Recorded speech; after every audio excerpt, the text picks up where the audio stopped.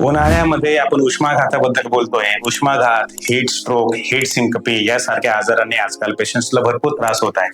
त्याबद्दल अजून पुढची माहिती अशी आहे की आजकाल फळांना गडद रंग येण्यासाठी रसायनांचा वापर केला जातो. त्याला रसायनांची इंजेक्शन दिली जातात. उदाहरणार्थ सध्या व्हायरल होत असलेल्या टरबुजाबद्दल बोलू. टरबुजामध्ये इंजेक्शन देऊन त्यांना लाल रंग आणला जातो, त्यांना लवकर पिकवलं जातं. अशा वेळेस फक्त दोष आपण टरबूज विक्रेत्यांना किंवा फळ विक्रेत्यांना न देता स्वतः काळजी बाळगणं फार महत्वाचं आहे. आपल्या रेग्युलर विक्रेत्याकडूनच खरेदी करा. खात्री करा की हे आर्टिफिशियली पिकवलेले तर नाहीत ना. ओके. दुसरी गोष्ट की सध्याच्या स्थितीमध्ये आंब्यांचे पण दिवस आहेत आणि आंबे सुद्धा उष्ण असतात. जर तुम्ही आंबे रेग्युलर विक्रेत्याकडून घ्या, त्यांना कलर दिलेला आहे का, त्याच्यामध्ये काही अडल्ट्रेशन झालेले आहे का याची खात्री करा. व्यवस्थित आंबे पाण्यात भिजवून अर्धा ते पाऊण तास त्यानंतरच त्यांचं सेवन करा.